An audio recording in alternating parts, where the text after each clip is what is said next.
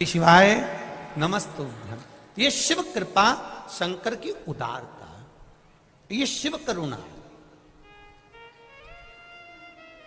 अब सुनो दिल से, जितने लोग आस्था पर कथा सुन रहे हैं, जितने फेसबुक यूट्यूब पर सुन रहे हैं और जितने इस पावन प्रागण्य में कथा सुन रहे हैं, आप दिल से सुनो, हृदय से। ये भी मत देखो कि कहां बैठे हो, बस जहां मौका मिल जाए, जहां जगह मिल जाए।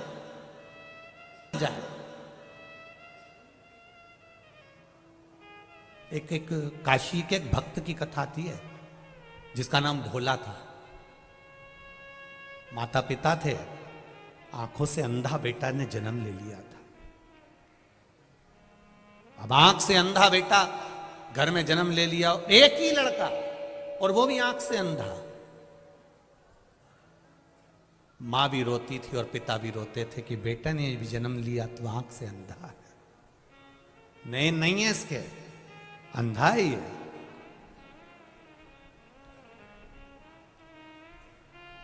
बेटे को जैसे तैसे माता पिता ने पाल पोस कर बड़ा करा। अब घर में अगर कोई विकलांग है, कोई का पांव नहीं, कोई का हाथ नहीं, कोई के शरीर में रोग है या बीमारी है और उसका कोई नहीं है, तो माँ बाप तो यही सोचते हैं ना कि हम तो है ना, जब तक है हम तो अपने बच्चे को संभालेंगे, जब तक जीवन मिला है, मनुष्य की देह। मेरा बेटा है, मुझे संभालना।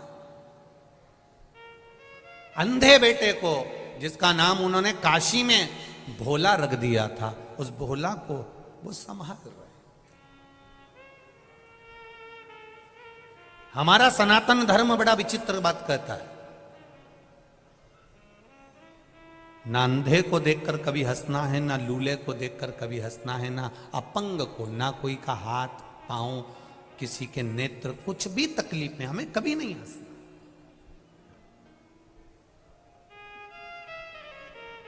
क्योंकि आप भगवान से क्या मांगते हो? भगवान मुझे आनंद देना, बोलते हो कि नहीं बोलते?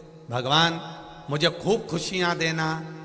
तो भगवान मन में सोचता है, जब तुझे अंधे को देखकर इतनी खुशी हो रही है, लूलों को देखकर इतनी खुशी हो रही है, लंगड़े को देखकर इतनी खुशी हो रही है, तो भगवान भी सोचता है ये गिफ्ट क्यों ना मैं तुझे भी दे दूं, तू पूरी जिंदगी खुश रह ले।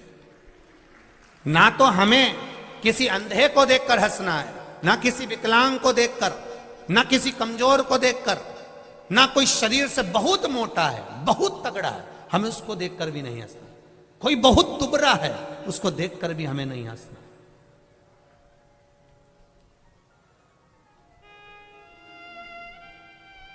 और यदि हम उसको देखकर हंस रहे हैं, हम उसके ऊपर एक उंगली उठा रहे हैं, हम उसको देखकर थोड़ा ठिठोली कर रहे हैं, तो ये तैयारी रखना कि इस कष्ट को भोगने के लिए आपका एक जन्म हो सकता है। 84 लाखवें नंबर की योनि है मनुष्य की। 83,99,999 योनियां काटने के बाद यह मनुष्य की योनि 84 लाखवें नंबर की आती है। 21,600 श्वास रोज प्रतिदिन इस शरीर से निकलती है। 3.5 करोड़ पूरे शरीर में रोम छिद्र हैं। ये 3.5 करोड़ रोम छिद्र भगवान ने दिए। 21,600 श्वास प्रतिदिन शरीर से निकल रही है।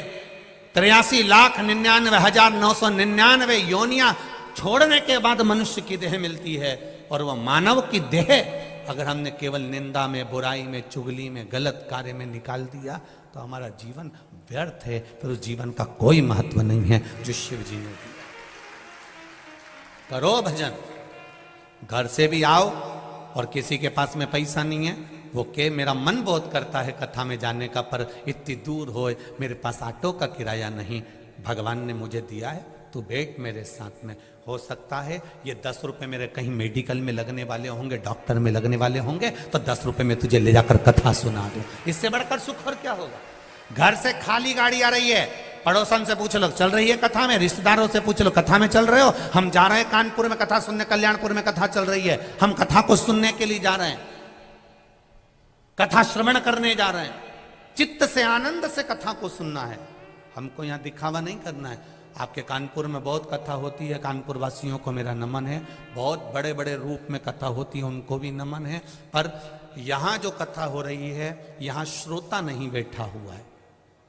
ये जो समिति कथा करा रही है, यजमान कथा करा रहे हैं, या जितने भी लोग सेवा में लगे हुए हैं, उनसे एक ही निवेदन करूंगा, यहाँ कथा सुनने के लिए श्रोता नहीं बैठा है। यहाँ जितने भी आएंगे वो भोला आएगा और भोला का भगत आएगा, इसके सिवा कोई नहीं।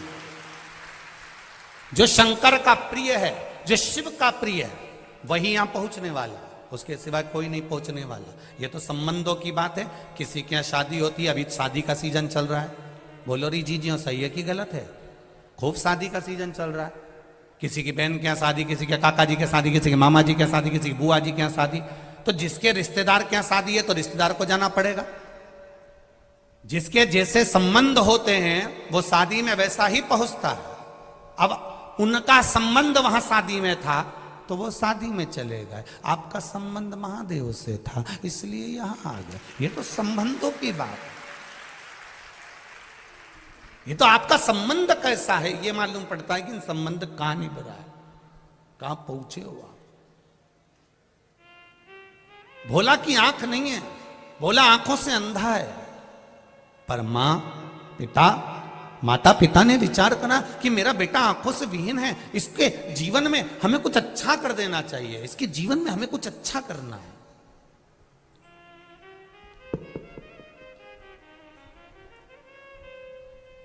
खूब अच्छा करने का प्रयास करो। एक आप सबसे निवेदन है, अपने बच्चों को, तुम्हारे पास में कितना पैसा है कभी अपने बच्चों को मत बताना। तुम्हारी अटैची में कितना सोना है कभी अपने बच्चों को मत बताना। तुम्हारे पास में कितनी प्रॉपर्टी है अपने बच्चों को मत बताना। पत्नी को भले बता देना, भाई बंधु को भले बता देना, मना नहीं, पर बच्चों को मत कहना कि तेरे बाप के पास में, तेरे पिता के पास में इतनी दौलत है। काय को चिंता करता है, काय को टेंशन लेता है। कभी नहीं कहना कि इतना धन, इतना वैभव, इतनी दौलत है। बच्चों से कहो पढ़ाई करो, विद्याध्ययन करो, मेहनत करो, और अच्छी मेहनत करो और दिल से करो। और मेहनत कर कर तुम्हारे पिता ने जैसे कमाया है वैसा तुम कमाओ। बाप की जागीर पर कभी ऐश ना करिए। अपने बच्चों को बताओ। भोला के माता पिता ने विचार करा कि भोला एक दिन शरीर हमारा छूट जाएगा और भोला आंख से अंधा है, कुछ करा जाए व्यवस्था, क्या करा जाए। तो उन्होंने कहा कि ये आंख से अंधा लड़का करेगा क्या, ना तो नौकरी कर सकता, ना सर्विस कर सकता, ना कुछ करेगा। एक काम करते हैं, इसको शंकर जी के मंदिर जाना सिखा देते हैं, इसको मंदिर तक ले जाना सिखा देते।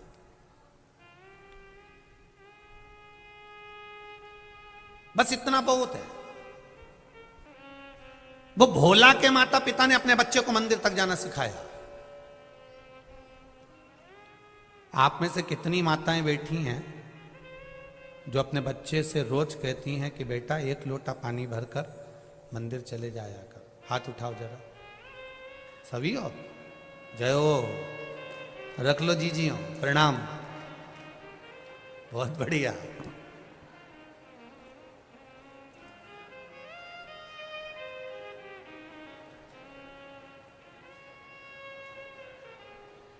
प्रणाम, आपको नमन।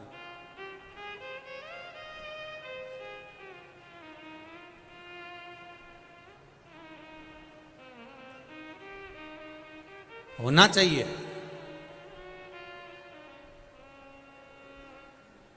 हम पहले भी कथा में कहे और आज फिर कह रहे हैं, संसार में होने वाले क्राइम को, संसार में होने वाले जितने भी बुरे काम हैं, क्राइम है, इसको शासन कभी नहीं रोक सकता। इसको